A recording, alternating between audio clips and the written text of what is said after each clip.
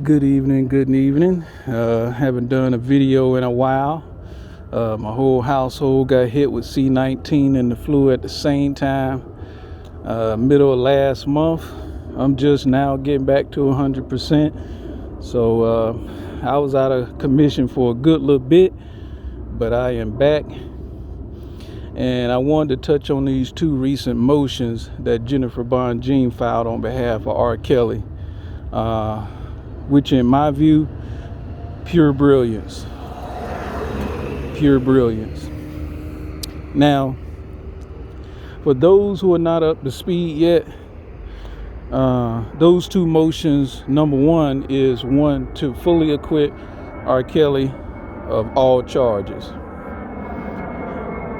Now, this is despite him getting convicted. So it's like, yeah, we know you convicted him, but this is a motion to acquit him of all the charges he got convicted on. The second motion is to overturn the conviction and grant him a new trial. Now, the brilliance is in the fact that she filed those two as opposed to one. Because if you just got one where you saying we're going to acquit him of all charges, or one, overturn the conviction and grant him a new trial, the judge only got one particular thing to focus on, where, the government, prosecution, whatever, they can work together and figure out a way to get it denied so it can go to appeal. So the brilliance is in the fact that she filed two of them, both of which are a benefit to R. Kelly if they're granted. So it's like, pick your poison. Either it's like you gotta choose. Either you're gonna deny both, or you're gonna grant him one of those. All of which look bad on the government. So it don't matter what the judge do. Whatever decision that she make is going to look bad on the government regardless. And that was what the brilliance was in those two motions. And the other part of the brilliance is in the fact that what was exposed in those two motions, because it's going to come out. It's going to come out. So whether it's text messages between Alice and Azriel Clary when she was clearly 17, but R. Kelly was under the impression that she was 18 because both of them lied to him. And she even presented ID to some cops that verified her age at the time. It's damaging text messages that speak to how the mother was coaching Azriel on how to manipulate, seduce, and charm R. Kelly, but yet the government alleged that he's the one that was doing that to her as an underage girl. Or the fact that, the jury was tainted before trial during jury selection, and that his defense team engaged in ineffective assistance in counsel of counsel. Those are two things that I've already discussed on my Twitter page a long time ago, way before Jennifer even filed these two motions. If you go to my Twitter page and you do a search and put effective assistance in counsel in your search, or tainted jury, you'll see I had been talking about this issue, an issue that other folks in the Kel sector wasn't even, touching on at the time. So that's not to say that I'm taking credit for, Jennifer Bonjean with the constitutional violation part, the Sixth Amendment, effective assistance in counsel. To me, that's just something that her being a constitutional lawyer, she was gonna uncover that, as soon as she got on the case and got a hold of the discovery and all of the foul shit that happened in the case.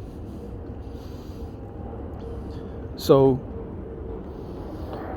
no matter how you look at it, it's shit that she exposed in those two motions that's is public record now.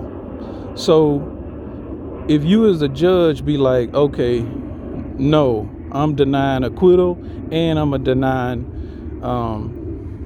to overturn the conviction and grant a new trial, and then it goes to the appeal court.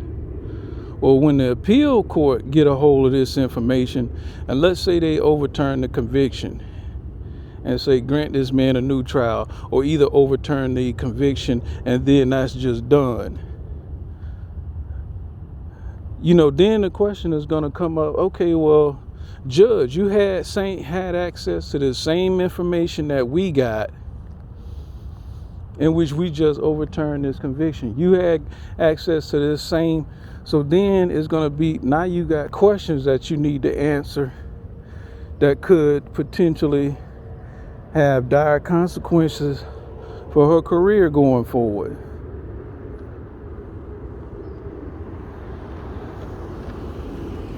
So it's just going to be bad all along if you turn around and say, no, I'm not going to grant either one of these. It's going to come out later on. But let's just say whether she chooses full acquittal or either overturning the conviction and grant a new trial. Actually, let's focus on the second one.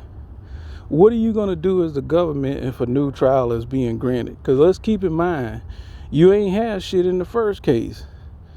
It was manufactured in a way to result in you getting a conviction. And the granting of a new trial motion, the overturning the conviction, that's the one that touches on ways in which it was manufactured to get you the result that you wanted. So if you as the government are like, okay, well, we finna go ahead and retry R. Kelly. Retry with what? You ain't had shit in the first case. So if you retry him, guess what's gonna come up during that new trial? All the shit that she had in those two motions that got exposed that's gonna come up in the new trial. So that's gonna put you in a bad spot, because now you're gonna have people asking questions like, well, wait a minute, you already put R. Kelly on trial, he got convicted. Okay, well, where is this coming from? Where is this information at? We didn't know nothing about this. Yeah, you didn't know nothing about it because it was manufactured in a way to make sure that it wasn't brought up in court. You know what I'm saying? Like the judge, preventing it from where the parents didn't have to be a part of the trial. Well, guess what? If they retry the government, if they retry R. Kelly, them parents gonna be in the courtroom this time around. They gonna be on that witness stand testifying. And in my view, it's probably gonna be both parents, both sets of parents, not just the Claires, but Jennifer might even call Tim and Jondelyn Savage up into that piece. And that second trial, that's gonna be a beast. That's gonna be a freaking beast. So no matter how you spell it, it's just gonna be bad all the way around for the government. It's gonna be bad all around. But see, in situations like that, you should have did it right the first time around. You know what I'm saying? You don't fuck over and railroad no defendant, just to get you a conviction and engage in all of these dirty tactics. You just don't do that. If you got a case, I mean, and we've all been saying it from the get-go. If R. Kelly was so guilty, all this stuff that's been going on, you wouldn't have had to even go through all of that in order to get a conviction. You wouldn't have had to do all of this. And I'm talking about, even if you look at like the one-sided hit job reporting by the mainstream media. Come on now. So just wanted to go ahead and touch on that. you guys. Real quick video. Y'all have a good one.